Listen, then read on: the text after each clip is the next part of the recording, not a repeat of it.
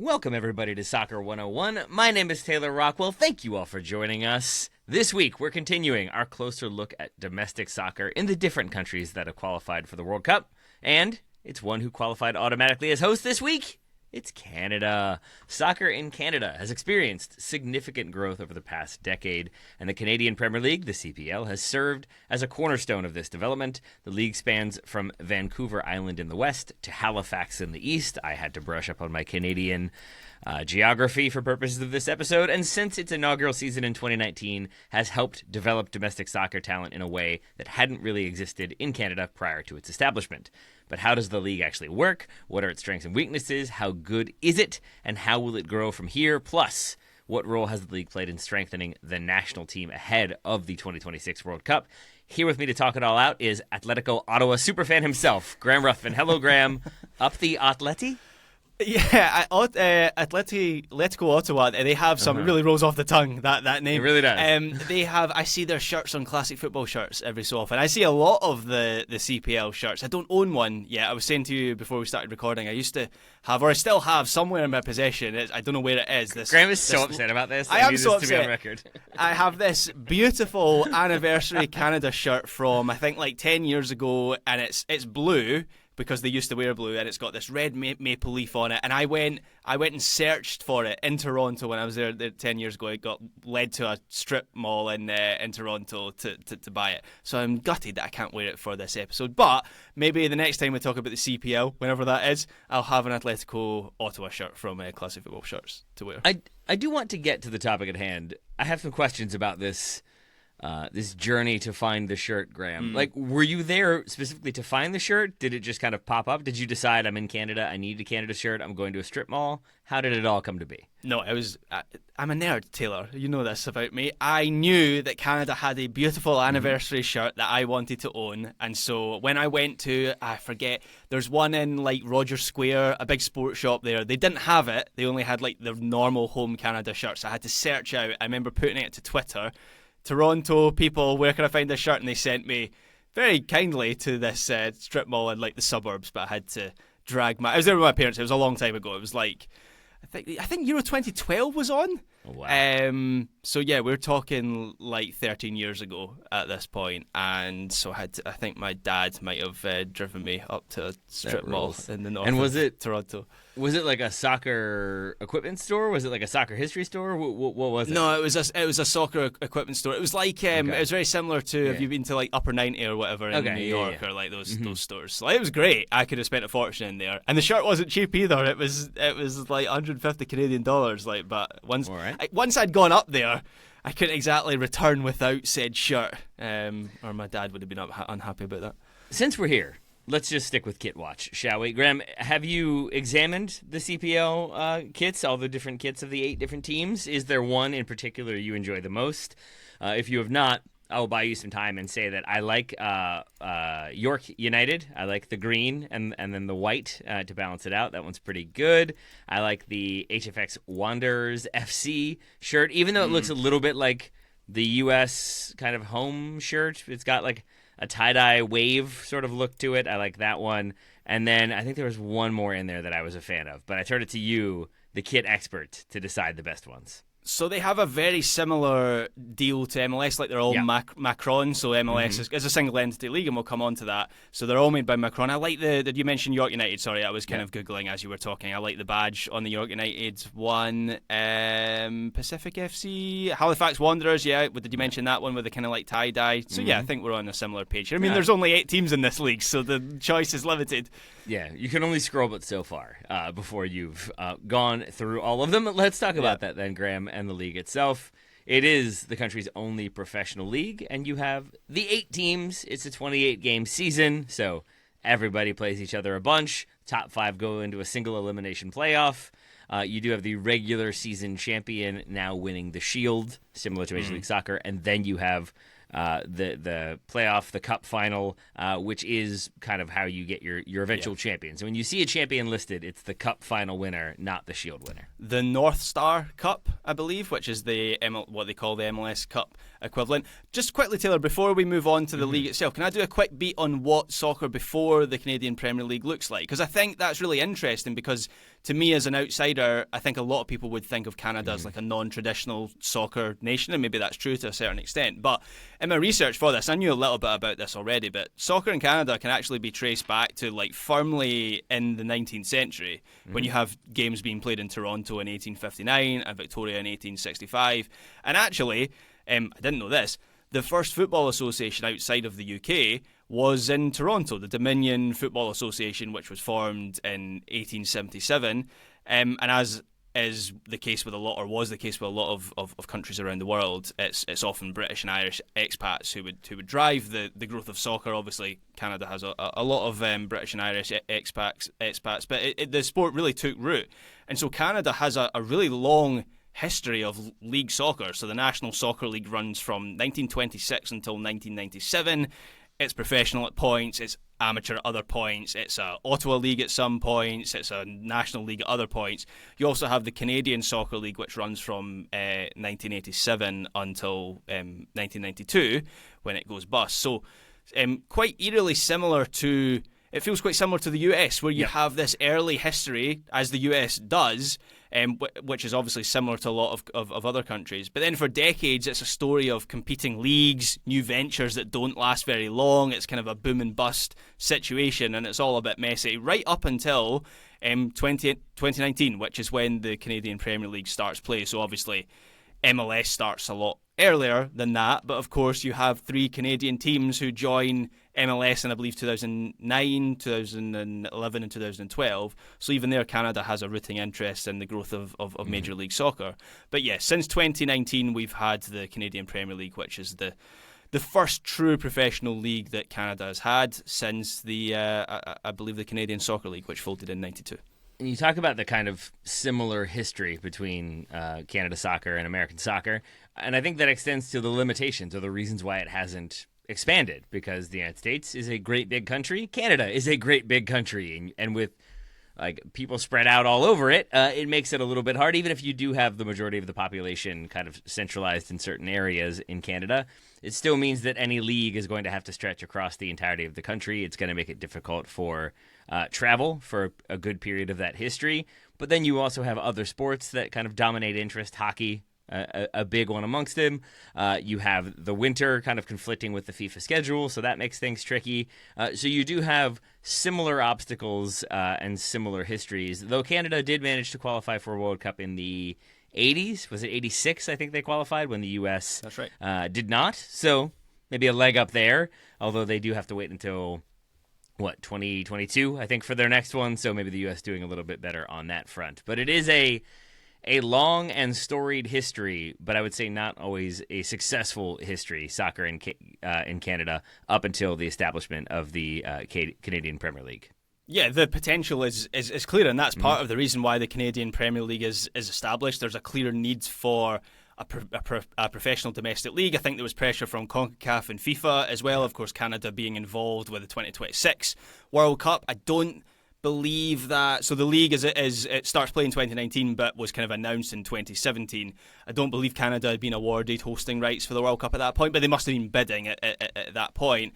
And as we saw with MLS in the 90s, FIFA will apply pressure on host nations to have a professional soccer league. So it was imperative for Canada and their ambitions as a soccer nation for them to have a professional soccer league, even if that professional soccer league is, if we're being frank, not at the highest level, but it's only 5 seasons in, and as I say, you can see the potential. Yeah, because obviously, as you said, prior to that, you have other leagues that come and go, but then you have the 3 teams joining Major League Soccer, starting with Toronto, then you get Montreal and Vancouver in the mix, and they have had some success, Toronto more than the other 2, though Vancouver are having themselves a season this year. Montreal continue to have Joey Saputo-related issues. But those 3 teams, all very important, all sort of similar to other American sports where you have crossover, baseball, basketball, hockey. You have kind of the joint leagues between America and Canada. But it also leaves like a lot of potential on the ground, a lot of potential to fall through the cracks. Because if you only have those 3 teams, 2 on one side of the country, 1 on the other, there's a huge catchment area that is falling through the cracks, as I said, but then also even in those specific cities, you have one team dominating that plays in a closed system. So if you're in the TFC Academy, good for you. If you're not, there's not as many avenues for growth. It means that you need a passport. It means you need to go to an American college, most likely. Maybe you can play at a Canadian university, but again, the level might not be as high as you would like. And so I think for the longest time, there was just this kind of set ceiling of how far you could go if you wanted to play soccer in Canada. You had few options, and those options were very limited and very difficult to get to, and that's where the CPL, I think, is so critical in what it is doing. Yeah, and the structure of the Canadian Premier League in itself is designed to cast a wide net over the talent in that country. So I think there's still a recognition that the funnel for the best talent is largely the three MLS teams. But you look at some of the roster rules that they have in this league. So each team must have a minimum of 6 Canadian starters per game and a limit of 7 foreign nationals per team.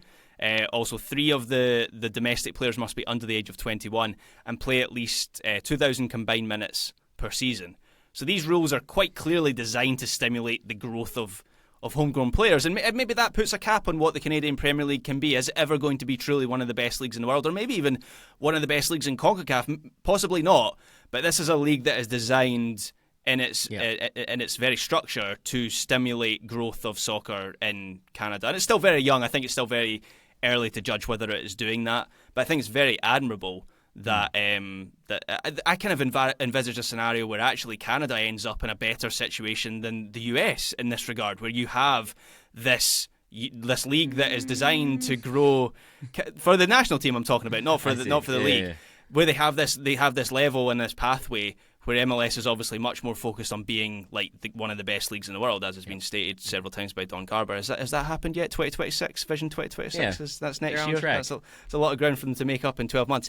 But yeah, maybe that's going a little bit far. But you get my point. It feels like this is designed for the betterment of soccer as a whole in Canada, whereas MLS is maybe focused on being like the best league. Yeah, it feels pragmatic to me in a way that the New Zealand League that we talked about a few weeks ago feels pragmatic, where you are precisely having your best teams compete in the A-League, in a larger, better league in your sort of neighbor, but at the same time you have your own domestic league that isn't as strong. In this case, at least the CPL is professional. New Zealand's was not. But you have basically then a league that exists to develop talent and to develop players and to give players an opportunity to continue to play, but also supporters like an opportunity to watch a more local team, a smaller club where maybe your voice can be heard a bit more. You can have more connectivity to that team and to that club, to those players. And so I think, like, I would guess that the goal is not to be one of the best leagues, certainly in the world, maybe not in CONCACAF. But I think the goal is to just continue to develop players, to strengthen the national team, but also to create more interest, more general interest in the sport and more enthusiasm for it until you get more teams and maybe a bit more expansion, a bit more growth. And then who knows? Because MLS is that closed system. Who knows what will happen there? Who knows what the USL will end up offering if and when it actually ends up bringing ProRel online?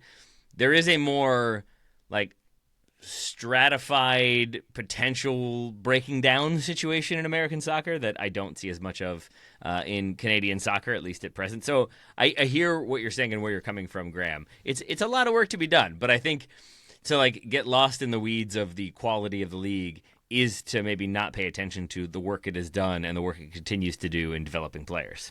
Yeah, and the difference in resources between, if we're continuing the comparison between MLS and the Canadian Premier League, I think it's most stark in the expansion fees that it takes to enter the league. So, as listeners will know, an expansion spot in MLS will run you about $500 million these days. That's what San Diego paid for their spot. I think Charlotte's was like $350 million. The recent reporting that I've seen relating to the CPL, an expansion spot is $12 million. So right there you get a sense of why the CPL might be a more viable option to a lot of ownership groups who are often in smaller markets. We should mention as well that is often the case, and that is typically the case in MLS. So there's a fundamental difference between the two leagues there. I think I read that like some of the teams that are basically outside of Toronto and Vancouver, like are basically, they would be smaller than the smallest MLS markets, but they still need a market because you still have people who want to play soccer in those areas. So now you have teams that allow you to do so. You do have the smaller expansion fee, as you said. You're going to have more limited attendance. I think attendance ranges from, I think the smallest average attendance was 1,500 up to around 6,100 in 2024. I think it's Forge that are now reporting 12,000 or so as an average attendance this season, which is a huge jump, but I also saw that and tried to do some digging into, did they play a game in a big stadium that maybe got more? I think that was kind of abnormal. They've only played 7 games of the 2025 season, so I have to imagine that will come back down to the default. But from what I could see, Halifax Wanderers tended, going back through the last few seasons, tended to have the highest average home attendance around the 6,000 or 5,000 mark, but the difference with the rest of the league is kind of negligible. You're looking at about 4,000, 3,500 as being the league average for attendance. That was the average I found. When you get rid of the 1,500 and you get rid of the 12,000 and you kind of look for that average. So you have smaller crowds in theoretically smaller venues. You don't always have soccer-specific venues, and that is one of the drawbacks that I think they are working to turn around and to have better facilities and better infrastructure for the sport itself. In terms of maybe teams to focus on for a moment, Graham, are there any teams that jumped out to you for any particular reason?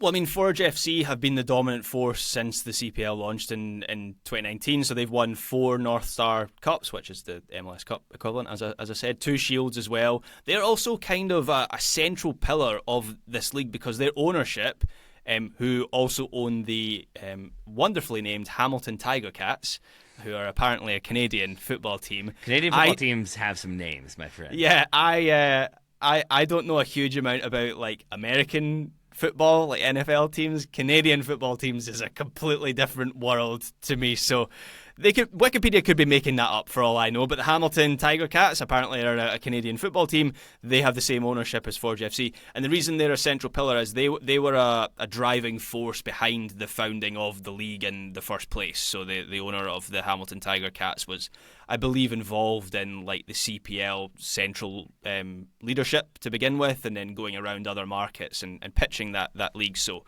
it's kind of difficult to envisage the league without Forge FC, but you also have Cavalry FC, who won the North Star Cup for the first time last season. Pacific FC, also won it in 2021. And you have there's 6 teams, or there was 6 teams for the launch of the league when it was established. So you had Cavalry FC, FC Edmonton, Forge FC, Halifax Wanderers, Pacific FC, Velour FC, and York 9 FC, who are now York United. Atletico Ottawa join in 2020. Vancouver FC join in 2023 to bring the league up to 8 teams.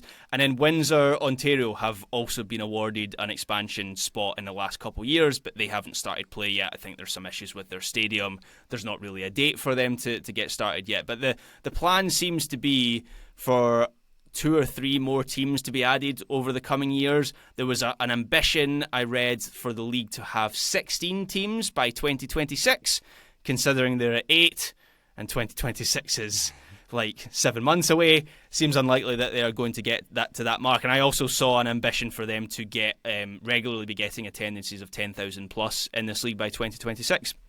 Which is not going to happen unless there's an absolute boom over the next 12 months. So they're maybe a little bit behind where they wanted to be, but nonetheless, the teams that are in the league, the 8 teams, seem to be on a relatively sound footing. And with the exception of, what's the one team that got thrown out? Was it FC Edmonton? Got thrown out after 2022. They're the Tampa Bay Mutiny of the Canadian Premier League. With that one exception, it has stayed pretty consistent with the teams that started the leagues to the teams that are still in the league now. And the best way I could find, with all that in mind, to understand like some of the teams' relative strength of the league was to look at, the analysts' power rankings. Have you seen that, Graham? Like the club ranking thing? Yes, this is the Opta ranking. Mm-hmm. Yeah, so if you look at that one as an example, I think Forge, who I would say are the most successful team in the CPL, they're ranked 1,738th in terms of best club rankings. I mean, Richmond Kickers are over 5,000, so they're ahead of the Richmond Kickers. But like AFC Wimbledon is around 1,300. Louisville City is, I think, 1,088. So Forge behind them, but like ahead of Phoenix Rising, I think, by maybe a couple hundred. So the best team being around USL Championship feels appropriate. Maybe that is even high for some teams. That's what I struggle with. Is like, I think some of the better teams could be fine in, say, USL Championship. I saw some speculation that they would be around League 2, and then the rest of the league would maybe be in non-league. If you're looking at English leagues, Graham, where would you put it? So I also went to the Opta rankings. So Cavalry FC are apparently the highest at the moment. They're 1,411. Vancouver FC, are the lowest ranked team at 3,885. The best comparison that I found, and this is one that's obviously personal to me, and I'll come on to another comparison, was the Scottish Championship, which overlaid pretty well with the CPL. So you've got some professional teams, or that Scottish Championship is all fully professional, but it's sort of like the lowest level of the professional game. Once you get down into League 1 in Scotland, it's semi-professional, and that kind of feels like where the CPL is. The American comparison. Sorry, I'll just on your championship point. When I kind of overlaid it, it put the CPL between the USL Championship and USL League 1 was where it seemed to put it, because I entered all the leagues, and you know how in the Opta system it then like gives you a list, and that seemed to be where it put it, where all the pretty much the majority of the USL Championship teams were above the CPL teams, but then the USL League 1 teams, the majority of those were below the CPL teams. So in between those two levels is what I found. I saw somebody on Reddit. This was an idea. Tell me what you think of this. The CPL is to the Scottish Premier League what Major League Soccer is to the English Premier League. Yeah. Is that vibe? Yeah, right? I think that works quite well. Yeah. Because I saw someone compare Wales to... Because obviously Wales have Swansea and Wrexham and that makes sense, yeah. Cardiff. They've got three teams who then play in the English league system. So, like, in principle, that is what's happening here. Wales then has a domestic league, but the Welsh domestic league is poorer than the Canadian Premier League by and large. There's a couple of teams there, like the New Saints did okay in the Europa Conference League this season, bizarrely. But the general quality in the Welsh league is really low. I think the CPL is higher than that. So yeah, I think that comparison kind of works. I think the gap between the English Premier League and the Scottish Premiership is relatively similar to the gap between MLS and the CPL. So we've established then that we're not talking about the best league in the world, but we're also talking about a league that doesn't aspire to be the best league in the world. It aspires to grow the game and hopes to grow the game in the country and strengthen the national team on the whole. So let's look at the role it has played in those two different endeavors, Graham. What role do you feel like the CPL has played in strengthening soccer in general in Canada? Yeah, so I found a study that was done by One Soccer, which, by the way, is an interesting... I think they're like a broadcaster media organisation in Canada that is either partially owned or fully owned by the Canadian Premier League. So take what I'm about to say with a pinch of salt. They're very much invested in the results of this. But it's very similar to how MLS... used to, for the longest time, it was fully on MLS to provide and produce its own coverage, right? Because no one else would. And obviously, to a certain extent, it does, but they're in bed with Apple now, so there's a bit more legitimacy there. But this One Soccer study said that since 2020, soccer has grown in Canada by 15% in fandom. Now, that isn't necessarily due to the CPL, and I wonder if that is more due to Canada than the men's national team. Alphonso Davies specifically? Yeah, being good all of a sudden, qualifying and playing in a World Cup in 2022, having these star players, Jonathan David, Alphonso Davies, players in European soccer. That might be more of a factor. But nonetheless, there are now about, according to this study, between 16,000 and 20,000 fans going to CPL games every weekend that weren't going to games before because there wasn't a professional soccer league in Canada. So that has to count for something. I also found some numbers on their TV viewership. So it's TSN who hold the domestic rights in Canada. One Soccer also have some streaming rights, I believe, as well. But last year's CPL playoff final drew just over 600,000 viewers on TSN. So that's 609,000 viewers to be exact. You compare that to MLS Cup's viewership last year of 468,000. That's interesting that more people watched the Canadian playoff final last year, the Canadian Premier League playoff final, than watched the MLS Cup final. And obviously, MLS Cup has the paywall issue behind the Apple paywall there in Season Pass. But nonetheless, found that quite interesting. I found quite a lot of writing on how The CPL, as we've already covered, sees itself as a developmental league. It wants to provide a pathway for young homegrown talent. I found some rankings on how many minutes within that study the CPL is giving to young players. So the CPL is within, according to this study, it didn't really rank in terms of other leagues, so I can't tell which is above it or below it. But it said it was 18th in global soccer for minutes for players under the age of 21 or under, which is interesting. And I mean, if you look at let's look at Cavalry FC's squad, who won the North Star Cup last year. 15 of their current squads are Canadian. So it's a largely homegrown league. The roster rules make it so. The problem has been, and this is me kind of editorialising here, it wasn't in this study, the problem seems to have been providing a pathway for young players out of the league and into other leagues around the world. Because as far as I could see, that hasn't really happened in any meaningful sense. And so if you look at the Canadian national team, there isn't a huge number of players who have even played at a younger age in the CPL. So maybe that will come further down the line, but it feels like, yes, they're providing a pathway within the league, but to get out of the league and really kickstart your career in a global sense, they've yet to sort of work out that route. Yeah. And that is the thing I think a lot of supporters have been really interested in, is establishing stronger partnerships and connections with other teams in other countries, either in the United States, in the USL, or in Europe. I think ideally you obviously have Atletico Ottawa with a pretty strong connection to Atletico Madrid. I believe Atletico Madrid owns Atletico Ottawa, hence the connectivity in the names. But I don't think you have a ton of Ottawa players. Does that mean Real Salt Lake are owned by Real Madrid? Yeah. Yes, of course. Yes, that's how it works. I don't think you have a ton of Canadian players playing for Atletico Madrid right now. No. But the idea would be for those greater pathways to then export Canadian talent and put that more on the radar. Because right now, the Canadian talent you do have is coming through Major League Soccer, so MLS gets the kind of benefit of being the developmental league there. And so maybe teams in Europe are looking more to Major League Soccer for Canadian players than they might be to the Canadian Premier League. And that is a thing that I think could change with time as the league stays stable and then grows and continues to attract some level of interest. And you have more players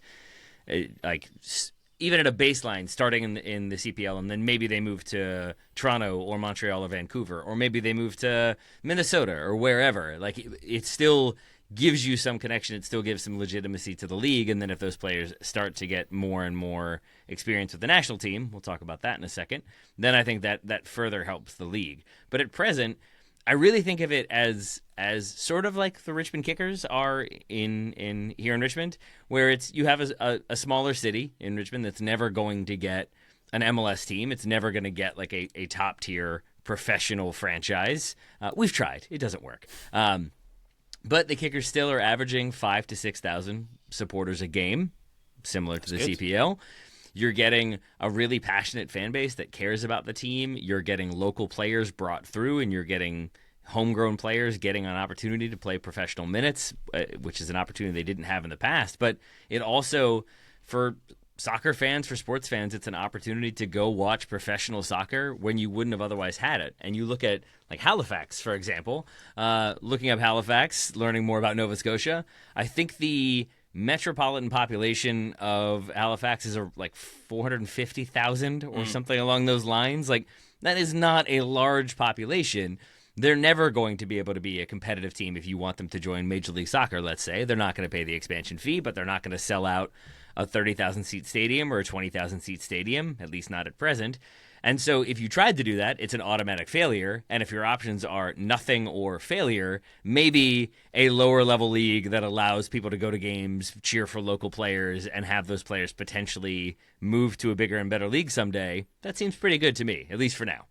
Yeah, just because you don't have a Los Angeles on your doorstep doesn't mean you don't create your own ecosystem. I mean, Scottish football would be screwed if that was the case. When you say Halifax has a 450,000 population, I'm like, wow, that's a huge city, and you're like, not the biggest market in MLS sense, which is absolutely true, but that would make, I think that would be like not far off 10% of Scotland's entire population in Halifax. And we've got 42 senior league teams. And oh, by the way, we're talking about adding 4 more to bring it up to 46. So, Yeah, I think maybe that's a bit extreme, but if you're Canada, like what are you meant to do? Just not create your own ecosystem because you don't have a city of 10 million or they do, but they're already represented in MLS. Yeah, which is kind of the other issue there is that, like you do have a team in Vancouver, so does MLS. You do have a team in Toronto, so does MLS. I don't think you have a team in Montreal.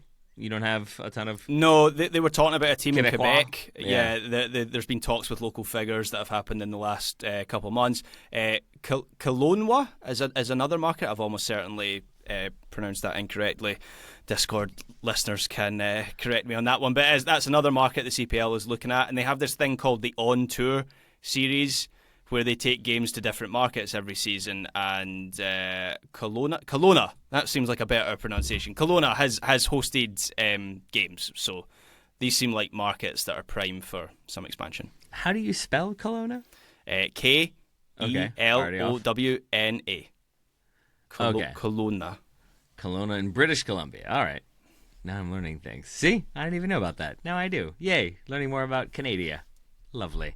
Graham, the final one we should probably get to is the role, if any, the CPL has had in improving the Canadian national team. Yeah, so I looked through the Canadian... So I looked at the last Canada squad for the Nations League in March. There wasn't a single CPL player in the 26-player roster.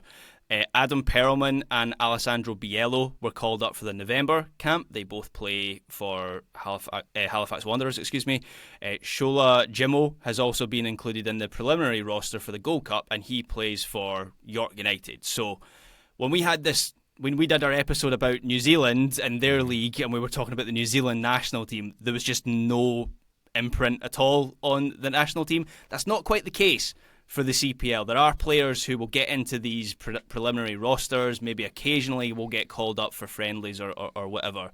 But it's still fair to say that the impact of the CPL on the national team has been minimal. Maybe that might have been different in past generations when Canada weren't so strong. Currently they are going through, certainly in modern terms, a golden generation, I think that's fair to say, where the bulk of their squad is either made up of European players or at a lower level MLS players.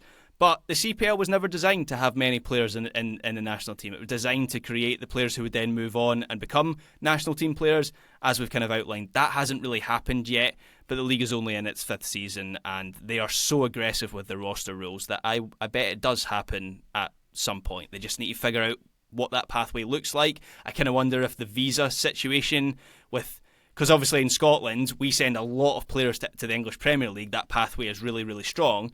But because we're both part of the UK, that's much easier for our clubs to do. So is there something about the work permit situation that makes it difficult for these clubs to send players to MLS or to Europe? Once they kind of figure that out, you would have to think that the amount of minutes that young players are getting in this league is going to have some form of impact at some level. Here's the theoretical impact I think it needs to have. I think of a player like Owen Hargreaves, who was born in Alberta in Canada in 1981. His father, I believe, played for Bolton and maybe for a professional team or semi-pro team in Canada, in Calgary. And Owen Hargreaves grows up for at least some of his young life in the Canada. Calgary Kickers. Sorry, I had to jump in there when I learned the name of the team. Yeah, his father played for, good knowledge, played for Bolton Wanderers youth side and also for the Calgary Kickers of the Canadian Soccer League. For that. But he grows up, Owen Hargreaves, playing different sports. I think he plays hockey and basketball as well as football, but it's only when he returns to life in the UK that he focuses primarily on soccer. And so was eligible to play for Canada. Never was going to, because as soon as you're eligible for England and you're playing for Bayern Munich, you're going to play for England. But even when he was maybe just breaking through or hadn't reached the level that we kind of know he would reach, it never felt like he was going to play for Canada. That never felt like an option. And I guess I feel like these days that would be more of an option with the strength they have, with them qualifying for a World Cup, with them now hosting their games at a World Cup. And I think that is kind of like the weird, somewhat esoteric goal in my mind is to be able to pull potential dual nationals who have that level of ability and just make it, if not a like they're definitely going to choose Canada, to at least have it be a like, oh yeah, they might choose Canada because they are so much stronger. And that does feel like the growth we have seen in soccer in the country, not just because of the CPL, but not because of it either. Like it all feels kind of part and parcel of the larger goal of developing the sport, developing interest in the sport, giving people access to it to either play or watch or support or help grow, such that eventually Owen Hargreaves' kids will play for them. Let's do that. Yeah, I mean, maybe he'll be the Claudio Reyna of Canadian soccer. Yeah, I mean, we're seeing that growth right now, and this is maybe on a tangent to the Canadian Premier League, but we're seeing the growth of Canadian soccer in embodied in Tristan Blackman right now, who has been named to the US roster, the 60-man preliminary roster for the Gold Cup. Jesse Marsh is clearly making a sales pitch to him right now. And for Blackman, that is a decision to make. Like, Canada at this point in time, I don't know about on paper, but on the pitch, they're better than the US right now. They've beaten the US recently, like fairly convincingly. And so it's that in itself shows the growth of Canadian soccer. And it's a bit of a paradox where we've had episodes previously talking about Canada soccer and how incompetent they have been and how they sold out their national teams with this bad business deal. Do you remember this whole story and how yes, sir. At the Nations League finals in Vegas a couple years ago, their players, what was the story? Their players had to make their own way back from games. They didn't have like hotels booked for that tournament. So Canada soccer deserves basically no credit for what has happened. One banana for everybody, I think was part of it. Like rations, yeah, like a tin of food for them to share between the Nations League final. But so they deserve like no credit for what has happened in Canadian soccer. But at the same time, this is a growing national team, and it's a growing like soccer landscape in general, and the Canadian Premier League is part of that. And that's where, like, and I really hope this doesn't come across as patronizing, which is always a good way to begin. But that's where earlier when you suggested, like, maybe they're in a stronger position than Major League Soccer, and I dismissed that. I will say, like, I have a little bit of envy because I think there is a feeling of, like, you start smaller, you start more local, you generate that kind of organic interest, you have a successful national team that seems to enjoy playing together, and it all kind of theoretically comes together. And I think there are aspects of the CPL that I think are really interesting and I think are really logical in their approach and not trying to be the best league in the world by 2025 or not have these big, grandiose goals. I mean, maybe targeting an average attendance that you're never really going to meet is somewhat grandiose, but it feels like there is an awareness of the limitation and of the reality, and you can operate within that as opposed to fight against it. And it feels like these Canadian clubs and the organization behind them are trying to basically accept it and recognize that is the state of things, but that you can still improve it and you can still give greater access and get more people involved. And I guess maybe naively, I do sort of feel like there is more of a stated goal and a clear goal of developing the sport and developing youngsters to play the sport so that they just have the opportunity to do so, even if it doesn't mean that they're playing in a World Cup final or playing in a Champions League final. It's basically just giving access and giving opportunity, and that's what the sport should be fundamentally. That's the point I was trying to make, is like there's a clarity to Canadian soccer where they have that top level that's been established and they were missing that lower rung, and they thought, right, we'll establish that and we will provide a pathway that doesn't exist at the moment. Whereas US soccer, they might create that as a byproduct, but you've got USL going, no, we're going to be D1 ahead of MLS. We're going to introduce promotion and relegation. How is that going to work? Don't know, but we'll see how it works in the future. Like, it just feels like there is more jostling for position within US soccer. And look, maybe that ambition, as I say, the byproduct of that will be better young players, but there's not that clarity in that goal in the US like lower leagues or even the higher leagues. I don't know. And so, again, like maybe I'm playing into stereotypes here, but those viewing numbers, which are probably inflated on both sides when it comes to the respective cup finals, I don't know. I guess I have this idea that Canadians are like, yeah, we'll watch our local teams play and see how they do. Why not? It could be interesting. Whereas I think Americans are like, I have 900 other leagues to watch. I don't know if I need to watch this team play this team. I'll catch the replay or whatever it might be. So, lots to like about Canadian soccer, a very fascinating league in the Canadian Premier League. Small as it is, with some small teams in it, still opportunities for growth and the possibility of growth. And that's always a very exciting thing ahead of 2026, which they are obviously targeting as being a very important milestone in generating greater awareness, greater attendance, greater interest in the sport, and then hopefully greater growth from there. Graham Ruthven, I think we've talked plenty about domestic soccer in Canada. Anything else to add from you? No, I'm just looking at the York City away shirt and wondering if classic football shirts might have that with the Carlsberg logo. I don't know. It's like kind of Brøndby vibes or something. Yep. It's a good badge as well. So maybe that's the one for me. So I look forward to Graham having to visit a strip mall in Toronto, in the Toronto suburbs, to find that York kit. I'm sure he'll do just fine there. But while he does that, I will say thank you all very much for listening and continuing to listen and support and spread the word about Soccer 101. We greatly appreciate it. We'll talk to you next week.